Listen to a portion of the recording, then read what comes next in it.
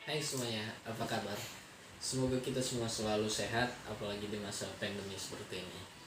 Perkenalkan, nama saya Dano Hartawan Razak, NPM 17120111113. Dalam beberapa menit ke depan, kita akan membahas mengenai sejarah perkembangan hukum pidana internasional dan hubungan hukum pidana internasional dengan hukum pidana nasional. Nah, sebelum kita lebih lanjut membahas mengenai sejarah perkembangan hukum pidana internasional, ada baiknya kita mengetahui apa sih isi, substansi, atau pengertian dari hukum pidana internasional itu sendiri. Karena kita kan akan membahas mengenai sejarah perkembangan hukum pidana internasional, akan membahas juga hubungannya dengan hukum pidana nasional. Jadi nggak mungkin dong kita belajar tanpa mengetahui apa pengertian dari hukum pidana internasional itu sendiri.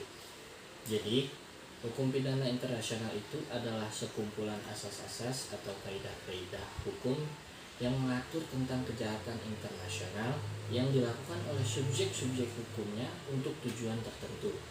Nah, kaidah-kaidah atau asas-asas hukum di sini dapat ditemukan dalam perjanjian-perjanjian internasional yang membahas mengenai kejahatan internasional. Jadi, garis besarnya adalah asas hukum di sini ini mengenai internasional dan bukan domestik atau nasional. Oke, jadi setelah kita paham tentang hukum pidana internasional dan apa itu hukum pidana internasional, maka sekarang kita lanjut ke sejarah perkembangan hukum pidana internasional. Hukum pidana internasional mulai berkembang sejak berakhirnya Perang Dunia Kedua, yaitu ketika proses terhadap peradilan perwira militer Jerman pada tahun 1946 dan proses peradilan terhadap perwira militer Jepang pada tahun 1949. Proses peradilan tersebut diakui oleh resolusi Perserikatan Bangsa-Bangsa menjadi suatu bagian dari aplikasi prinsip-prinsip hukum pidana internasional. Dan itu memiliki arti penting yang khusus dalam perkembangan hukum internasional, yaitu mengakui bahwa yang menjadi subjek hukum pidana internasional adalah individu dan negara. Sedangkan arti penting dalam perkembangan hukum pidana nasional adalah dikesampingkannya asas legalitas dan asas undang-undang tidak berlaku surut, dan dikesampingkannya juga alasan atas perintah atasan. Hal ini menunjukkan bahwa asas-asas atau prinsip-prinsip yang dianut dalam hukum pidana nasional dalam hal-hal tertentu dapat dibatasi oleh praktek hukum pidana internasional. Lalu, perkembangan kualitas tindak pidana atau kejahatan menunjukkan bahwa batas-batas teritorial antar suatu negara dengan negara lain, baik dalam suatu kawasan atau berbeda kawasan, semakin menghilang. Pada saat ini, hampir dapat dipastikan bahwa semua jenis atau bentuk kejahatan tidak dapat dipandang sebagai yurisdiksi kriminal suatu negara, akan tetapi sering diklaim sebagai yurisdiksi dari suatu negara, yang dapat menimbulkan konflik yurisdiksi yang sangat mengganggu terhadap hubungan internasional antar negara yang berkepentingan dalam kasus tindak pidana tertentu yang bersifat lintas batas teritorial. Internasional yang bergabung dalam wadah Perserikatan Bangsa-Bangsa mengakui bahwa perkembangan tindak pidana lintas batas teritorial tersebut semakin mempertinggi tingkat kesulitan kerjasama antar negara dalam pencegahan dan pemberantasannya, terutama jika dalam tindak pidana tersebut melibatkan warga negara asing. Hal ini disebabkan oleh karena pertanggungjawaban suatu negara dalam hukum pidana internasional belum terkodifikasi dalam suatu instrumen hukum tersendiri. Pengaturannya itu masih berdasarkan prinsip-prinsip perjanjian internasional dan kebiasaan-kebiasaan internasional. Lalu, berdasarkan hal tersebut, pada tahun 1980, Komisi Hukum Internasional PBB telah membuat suatu draft hukum pidana internasional yang disebut Draft Articles, yang sampai sekarang ini masih dalam proses menuju suatu undang-undang hukum pidana internasional yang akan terkodifikasi. Hal terpenting dalam draft articles tersebut adalah konsep pertanggungjawaban suatu negara akan suatu tindak pidana internasional. dan batasan-batasan hal yang bagaimana suatu perbuatan melawan hukum dapat dikategorikan sebagai tindak pidana internasional yang mencakupi 4 perbuatan, yaitu pelanggaran perdamaian dan keamanan, hak menentukan nasib suatu bangsa sendiri, hak asasi manusia, dan pelanggaran berat terhadap perlindungan dan pelestarian lingkungan hidup. Dan selanjutnya, setelah kita membahas mengenai sejarah perkembangan hukum pidana internasional, kita akan masuk ke materi selanjutnya, yaitu hubungan hukum pidana internasional dengan hukum pidana nasional. Intinya itu adalah seperti hubungan tindak pidana internasional dengan negara lah, kita taruh seperti itu ya, biar lebih mudah. Jadi perbuatan melawan hukum internasional merupakan perbuatan-perbuatan negara yang dapat dipertanggungjawabkan secara internasional. Untuk hal tersebut harus diketahui bahwa perbuatan-perbuatan yang bagaimana dulu dan kapan perbuatan suatu negara dapat dipertanggungjawabkan secara internasional.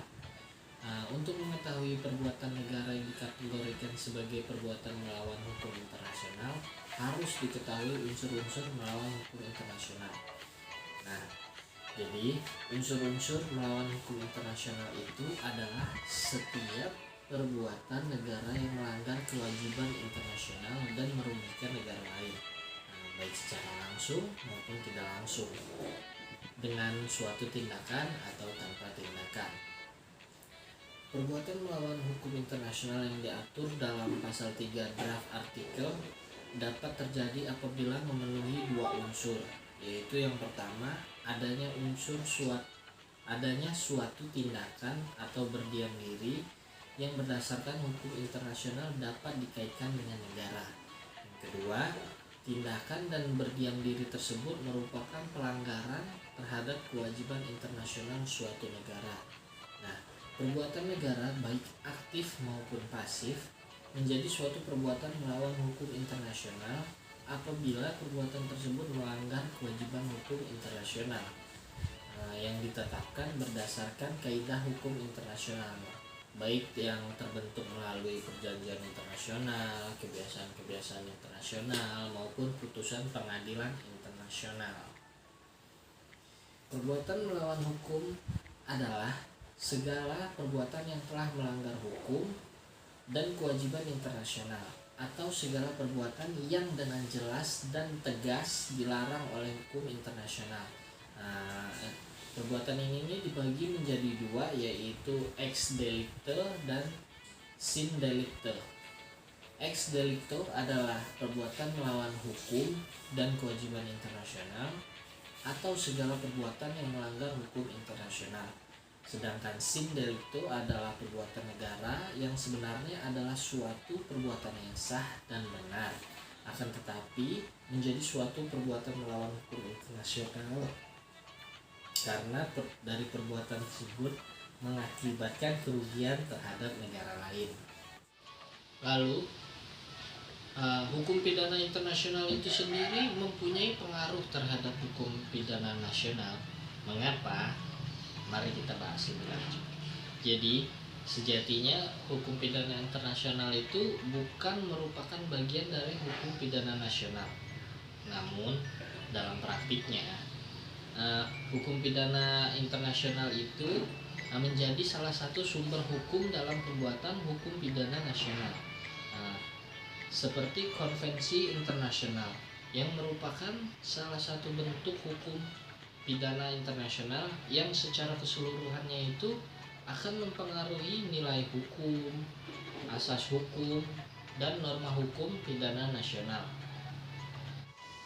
Kemudian juga hukum pidana internasional dan hubungan pidana nasional itu dalam hubungannya mempunyai 4 fungsi lain. Hukum pidana internasional itu mempunyai 4 fungsi lain terhadap hukum pidana nasional, yaitu 1, agar hukum pidana nasional itu di masing-masing negara dipandang dari sudut hukum pidana internasional sama derajatnya. Dari aspek ini adalah menempatkan negara-negara di dunia ini tanpa memandang negara itu besar atau kecil, kuat ataupun lemah, serta maju atau tidaknya negara tersebut, yang mana memiliki kedudukan yang sama antara satu negara dengan negara yang lainnya. Yang kedua, supaya tidak ada intervensi hukum antara satu negara dengan negara lainnya. Maksudnya ini adalah agar negara besar itu tidak bisa mengintervensi hukum kepada negara yang lebih kecil.